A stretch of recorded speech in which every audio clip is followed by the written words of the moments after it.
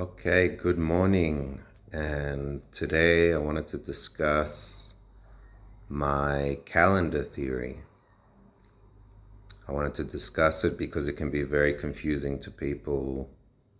According to the pictures that I've been posting, it can be very confusing. So I just want to go over it very slowly so people understand where I'm coming from. Where do these ideas come from? Okay, so let's just start with the fact that the Torah never commands us to follow the moon, or the new moon, or the full moon. It never commands us to do that. It simply says in the Hebrew, Rosh Chodesh, which simply means new month. Okay, and that can mean anything. So let's go over the steps one step at a time. We have the male calendar. I'm going to go through the male calendar, then I'm going to go through the female calendar, and then I'm going to explain the divine calendar, which is the combination of the male and the female. Okay. So the male calendar, we go by the sun only. Also in the female calendar, also in the divine calendar, we go by the sun.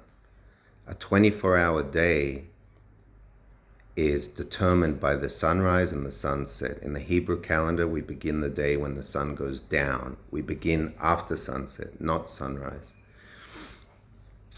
And a year, 365-day year, is just a larger day. In a 24-hour day, we have day, we have night, we have evening, we have morning, which is sunrise and sunset.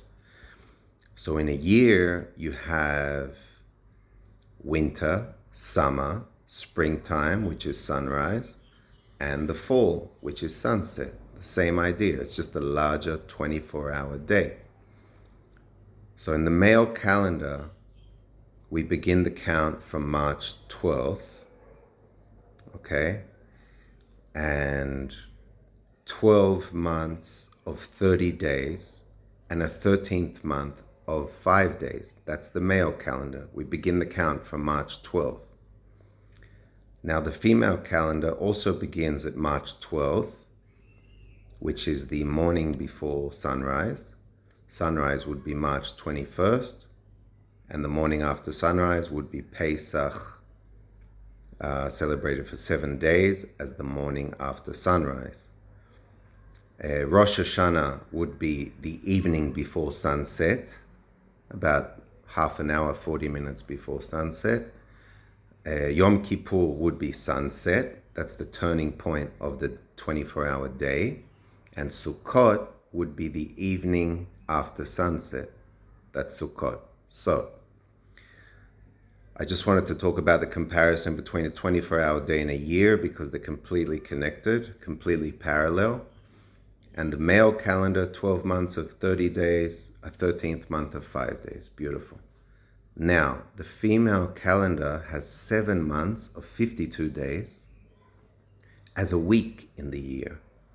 Imagine a week, a 7-day week, but in a 365-day year. We begin the count from March 12th, the morning before sunrise, and we count 52 days, 52 days, 52 days, 52 days, and Shabbat will end on March the 11th, going back 52 days. I think it was February, end of January, February, early February, something like that.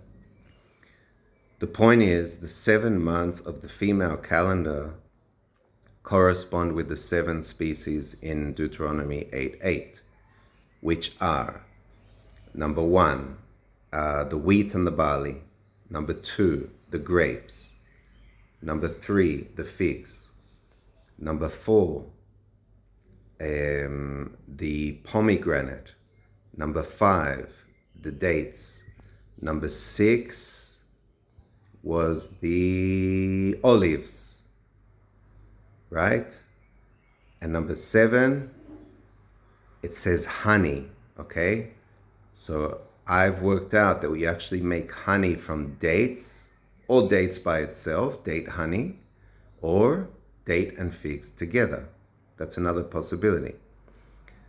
And so if you count the species, you only have 6 because honey is 2 and the barley and the wheat are 1, like 2 species in one day, and honey as dates, and then we're missing a species, and that's the almond tree. The almond tree was the design of the menorah, representing the Shabbat in the year as the winter time when the almond blossoms come out. So that's the female calendar. We've discussed the male calendar and the female calendar. When it says in the Torah, you shall observe the new month, it's talking about both in the male calendar and in the female calendar. Okay, so the divine calendar, and this is very recent, I've only just come across this combination of the male and the female as the divine calendar. This is the calendar we're actually supposed to follow in the Torah. 12 months of 30 days, the 13th month of 5 days. However, the 13th month is removed from the end and placed after the day of Shavuot. Okay? Shavuot, we begin the count of the 50 days from the first Sunday from March the 12th. We begin counting 50 days. It changes every year. The Sunday will change every year. Sometimes it'll be March 12th, sometimes March 13th, until March 18th, more or less, something like that. So the point is, Shavuot changes every year, but from the day of Shavuot, the 50th day, there are another 5 extra days. This is the 13th month in the year. Why do we bring the 13th month from the end of the year to Shavuot? Because it's the union. Shavuot is the union of the male and the female side of God, the name of God. Shavuot represents the name of God. The female calendar represents the female side of God, mercy, love, etc. And the male side represents judgment and fire, summer, the hot summertime in Israel. Okay. So I struggled with this calendar for many years, and the original male calendar was always off with the spring equinox and the fall equinox by 5 or 6 days, always. And it frustrated me, and I couldn't find a solution for this until I discovered this calendar, that you bring the 13th month into the time of Shavuot, and that rebalances the Hebrew calendar with the summer calendar of the sunrise being the spring equinox and the sunset being the fall equinox.